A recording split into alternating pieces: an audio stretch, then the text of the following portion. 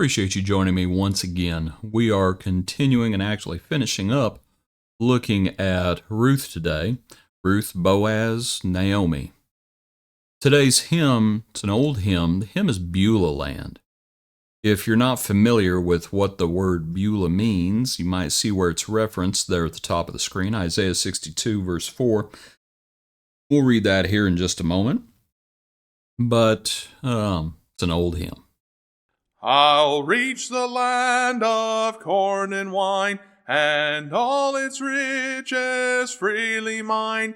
There shines undimmed one blissful day, for all my night will pass away. Oh, Beulah Land, sweet Beulah Land, as on thy highest mount I stand, I look away across the sea, where mansions are prepared for me, and view the shining glory shore, my heaven, my home forevermore. Beulah Land, from the book of Isaiah. Isaiah 62 at verse 4. You shall no longer be termed forsaken, nor shall your land any more be termed desolate, but you shall be called Hephzibah, and your land Beulah. For the Lord delights in you, and your land shall be married. So what we have in the Hephzibah and the Beulah is the latter part of that verse is what those words mean. Delight and married. That Beulah land means to be married, no longer forsaken, no longer desolate. I remember someone saying one time they didn't care for the hymn Beulah Land because it's old-fashioned. And it seems like the person had a relative named Beulah. And they just didn't care for the song. It's just old. What a sadness. As we have what the word means, married. And we think about, again, the bride adorned for her husband. And we think about the Savior coming and walking with me in sweet communion. Here have we. He gently leads me by the hand, for this is heaven's borderland. Let's look at our passage now in the book of Ruth. We're looking at the tail end of it. In Ruth chapter 4, let's read verses 13 through 17 together. So Boaz took Ruth, and she became his wife. And when he went in to her, the Lord gave her conception, and she bore a son.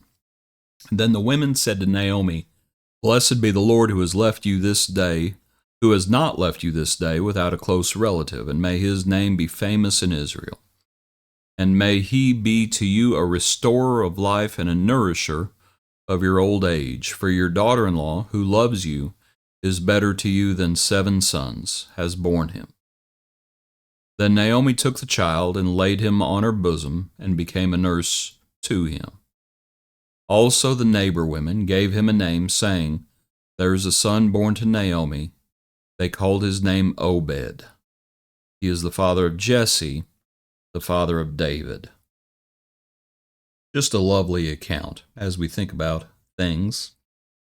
And what I wanted you to consider is this picture of a restorer of life and a nourisher of old age. And that it's, you can tell from the passage, it's not just about Ruth, that it's about Naomi. And let's include Boaz in there as well. We can tell from what Boaz says elsewhere. Boaz is older.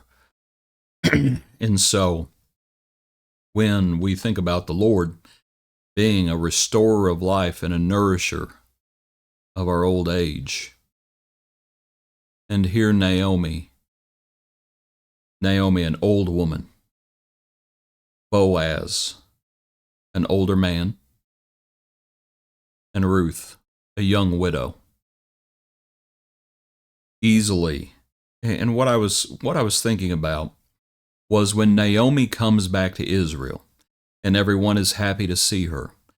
And Naomi, whose name means pleasant, says, "Don't call me pleasant anymore. The Lord has dealt very bitterly with me. Call me Mara." It means bitter. She had had a hard life. And so when we think about Beulah, no longer shall you be called forsaken, right? This picture, but Hephzibah and Beulah, no longer forsaken and desolate, what it was. But Hephzibah and Beulah, the Lord delights in you, the land shall be married. And that, as we look at the account, here, just as we make applications, that the Lord had blessed them. The Lord had blessed Ruth. The Lord had blessed Naomi. The Lord had blessed Boaz. The restorer of life. May he be to you a restorer of life. And of course, we have the genealogies. I want you to look at the genealogies, though. And a little further down, this is the genealogy of Perez. Perez begot Hezron. Hezron begot Ram, and on and on. And of course, we're getting to David. But who we're ultimately getting to is the Messiah. You can tell this is written before, this is written after everything's been said and done. This is not being written in Ruth's lifetime or Naomi's lifetime. That this is being written, obviously, during David's lifetime or later. But you might consider, what I was thinking about was, well, why does it start with Perez? And who Perez was Judah's son. And if we move a little bit further back up, you can see that.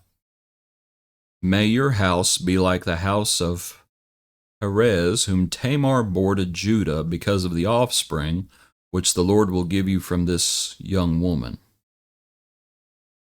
And if you're familiar with the Judah and Tamar account, that's a hard account. That's a horrible account, actually. That's a horrible account. Absolutely horrible. But apparently something good came from it, didn't it? You read all through the book of Judges, and how horrible is it? It's horrible. But does something good come out of it? That's Ruth. And with Judah and Tamar, it's a horrible account. But that's when Perez is born. And so when we look at the Lord, and we think about the Lord being a restorer of life and a nourisher in our old age, and that the Maras can become Naomi's once again, and the desolates and the forsakens can become Hephzibah and Beulah, and we appreciate and we are thankful to the Lord who restores. He is a restorer.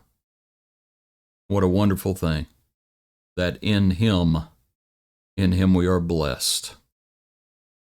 Beulah Land. Just a wonderful song. I love the hymn. A sweet perfume upon the breeze is born from ever vernal trees, and flowers that never fading grow, where streams of life forever flow. The zephyrs seem to float to me, sweet sounds of heaven's melody, as angels with the white-robed throng join in the sweet redemption song. O Beulah Land, sweet Beulah Land, as on thy highest mount I stand, I look away across the sea where mansions are prepared for me, and view the shining glory shore, my heaven, my home, forevermore. And as we look forward to that land, Ruth did as well. Ruth did with Naomi, with Boaz, with all of God's people. Beulah Land. Appreciate you. Hope you have a good day. Join us tomorrow for another portion of our daily praise.